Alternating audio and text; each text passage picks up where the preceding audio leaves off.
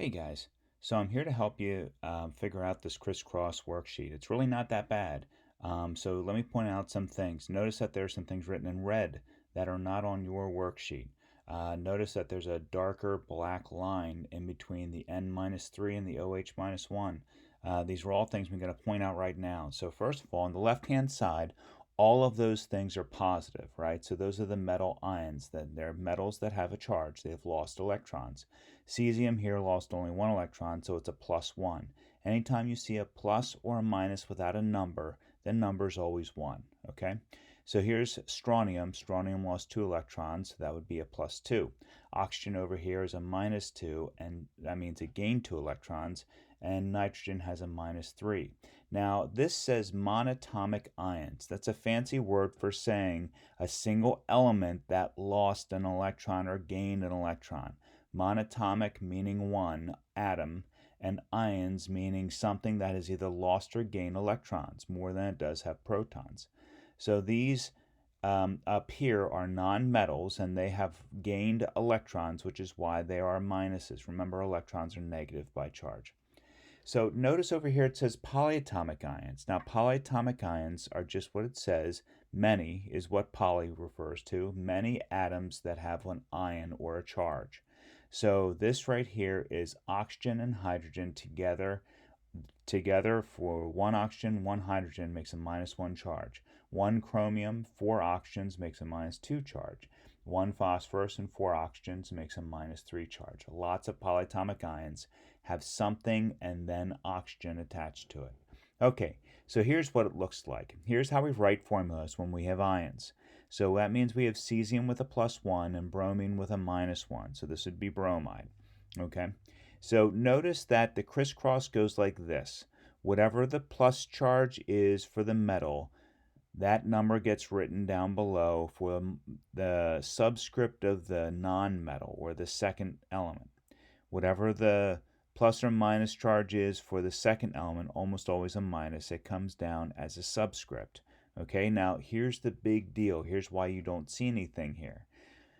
Because cesium has a plus 1 and we don't write 1s for subscripts. Okay, that's why it doesn't look like there's anything there. So the plus 1 comes down and I don't have to write a 1 down at all. The minus 1 comes down, I drop the minus, and we don't have to write the 1 at all. So to answer this correctly up here, all I'd have to do is honestly just type in capital C, lowercase s, capital B, lowercase r. It's very important that we get the capitals for the first letter and lowercase for the second letter always, if there is a second letter. Otherwise, it's going to look very confusing when we come over to the polyatomic ions. Okay, I want to show you strontium. Strontium has a plus 2 and bromine still has a minus 1. So here you can actually see something happen. So the minus 1 for bromine comes down and we drop the minus, but we don't write 1s at all. Again, but this has a plus 2 and we drop the plus and the 2 comes down. So here you see the 2 here is a subscript, but it's for bromine. That means if strontium has a plus 2 and each bromine has a minus 1, that means I can give the extra 2 electrons, 1 each to 2 bromines. So that's where that 2 comes in like that. So if I go back to do this again, like this, I would write SR, BR, and then I have to come down here to do my little subscript, and I put a 2 in there. So SRBR2. Remember that 2 comes from the plus 2 from strontium. Okay, if I'm doing the same thing here, now look how it goes. I don't have it written out like I do down below, but watch how this works though. So I get CS for cesium, that's a plus 1. The 1 comes down for oxygen, but notice that there's a 2 here.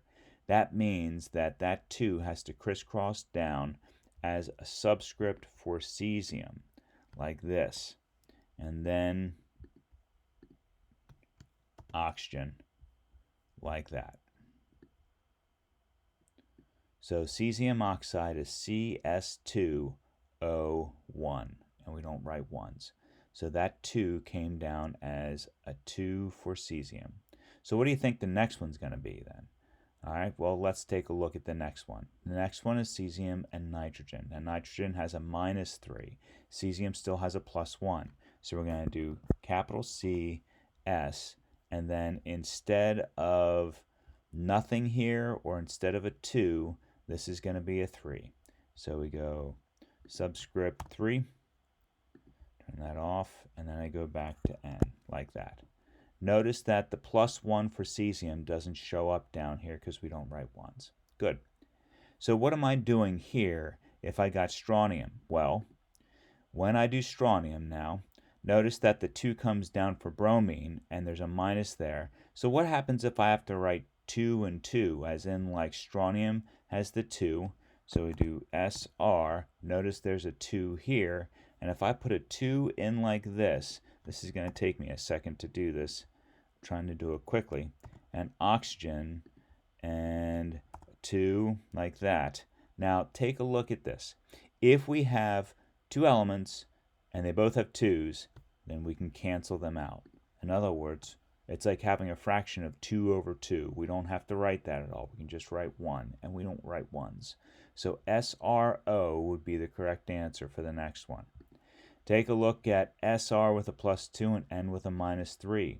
Now we're still going to crisscross, and the crisscross looks like the 3 comes down for SR and the +2 comes down for N. So it's going to be SR like this, 3, N, 2. Exactly like that. That's it. That's what the crisscross means. Now we got one little wrinkle. I'm just about finished, and here's the, if you think you got the left-hand side with the monatomic ions, there is only one little change for the polyatomic ions. Okay, and this is where sometimes it starts to get a little confusing for people, but it's really not that confusing.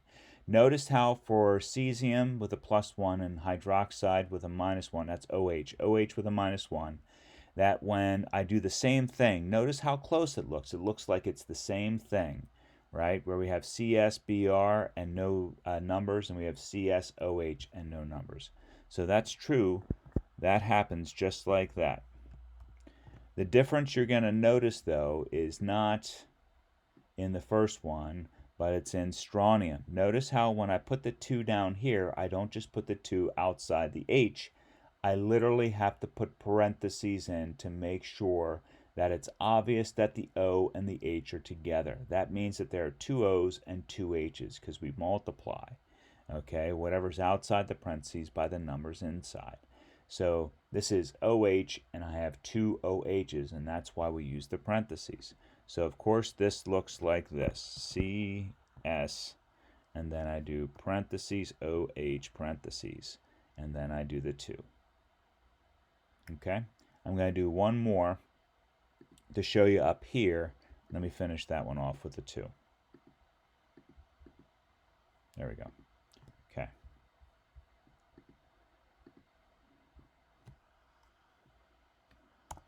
There. Now, so let's take a look at one more up here.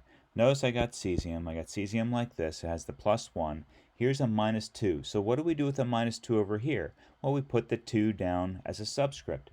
Nothing changes. We're going to do exactly the same. So I put the 2 down as a subscript and get rid of that. And now, because cesium is not putting anything down here, I don't have to use a parentheses. So if we don't put a number down at the bottom, we don't need parentheses. Notice that chromate is CrO4, and I must include all of that, including the 4. So I go CrO4 like that, and that's it. Okay. What happens if we have, and I'm going to move this one here, I'm going to move this up a little bit so it doesn't get in the way, and give myself a whole lot of room here. Now, one more example, and we'll see how you guys do with this.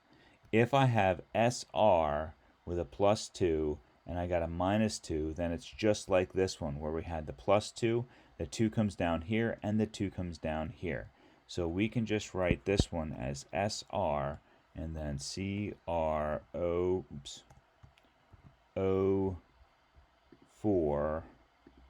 and we don't have to change anything. No subscripts, no new subscripts, and no parentheses. Like that. All right. Sounds good. So, if you're wondering, let's just keep it like that and see how you guys do. I can add on to this if you need me to. All right, guys. Good luck. Let me know a question.